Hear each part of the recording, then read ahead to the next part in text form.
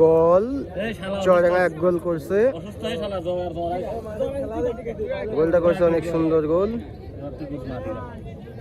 এবং এর সাথে আমরা কিন্তু গোলের দেখা পেয়ে গেলাম। প্রথমার্ধের কিছু সময় অতিবাহিত হওয়ার পর কিন্তু চুয়াডাঙ্গা দারুণ একটি ক্লাসিক্যাল ফিনিশিং এ কিন্তু গোল আদায় করে এবং এর সাথে 1-0 গোলে এগিয়ে গেল নীল জার্সি পরে চুয়াডাঙ্গা।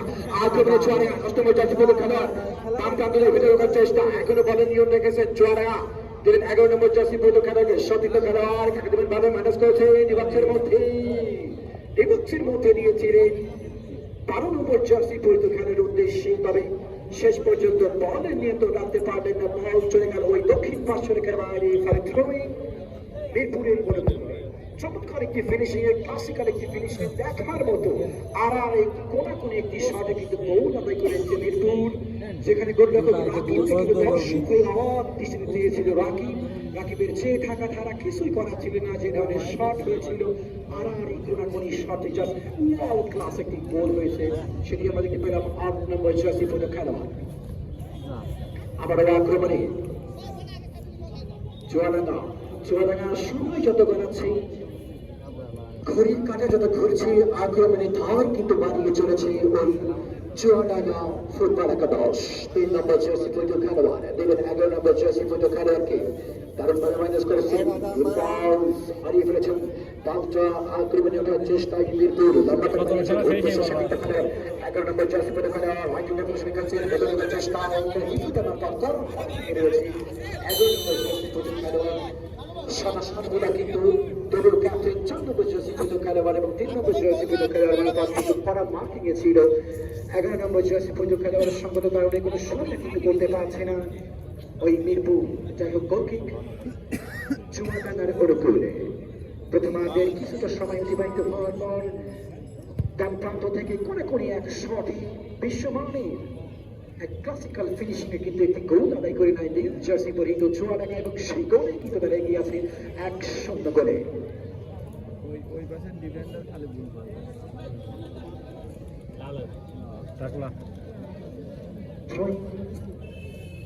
চুয়াডাঙ্গার অনুকূল দক্ষিণ প্রান্ত থেকে ছয়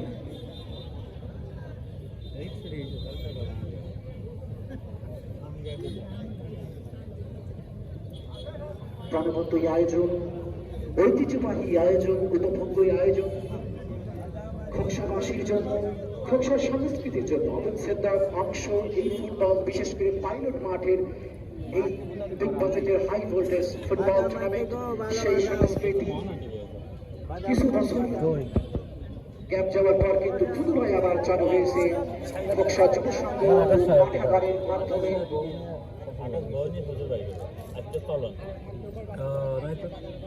এবং আজকের ম্যাচে প্রথম গুরুত্বপূর্ণ পুরস্কার যিনি প্রদান করবেন আজিজুল জুয়েলার্স প্রোপাইটার মোহাম্মদ আজিজুল ইসলাম। জনাব আজিজুল ইসলামের পক্ষ থেকে কিন্তু থাকছে আজকের প্রথম স্কোরার, প্রথম গোলদাতার জন্য পুরস্কার। লম্বা করে বানিয়েছেন রোমানের উদ্দেশ্যে আক্রমণে মিরপুর বাম প্রান্ত দিয়ে খেলার চেষ্টা করেছেন এবং 10 নম্বর জার্সি পরে খেলোয়াড় এখনো রোমানের পায়ে বল ড্রিবলিং করার প্রচেষ্টা। রোমান ঢুকে পড়েছেন, ড্রিবলিং করেছেন, এখনো ভাইরাস করেছে সতীর্থ করে উৎযোগ করে খেলোয়াড় না তাকে বল চলে যায় সরাসরি বিপরীত পক্ষের পায়। এখনো বলে নিয়ন্ত্রণ ওই মিরপুরের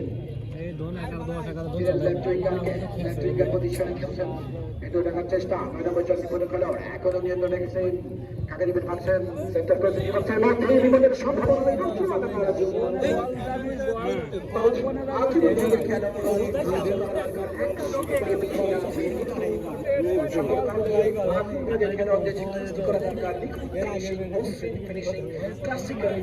দৃষ্টিনন্দন ফিনিশিং, দেখার মতো ফিনিশিং করা দরকার, সেটি কিন্তু করতে পারছেন না।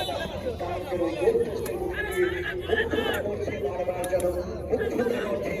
ওই চুয়াডাঙ্গার রক্ষক ভাগের সামনে গিয়ে সময়ের সাথে সাথে তেজ বাড়াতে পারে কিনা, ওই মিরপুর এবং খেলায় কামড়া করতে পারে কিনা।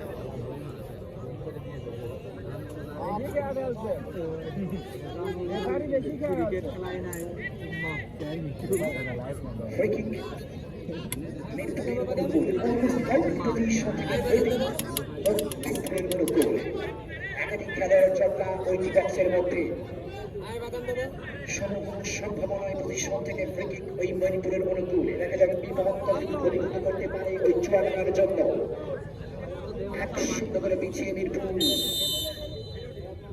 সেন্টার কোর্সের বিপক্ষের মধ্যে হেড হতে পারে হেড হয়েছিল তবে চুয়াডাঙ্গার একজন খেলোয়াড় মারফত কাউন্টার ব্যাকে পরিবর্তনের প্রচেষ্টায় মিরপুর সতীর্থ খেলোয়াড়কে মাঝমাঠটি আক্রমণে সাজানোর চেষ্টা বাড়িয়েছে ছুটছে আরবে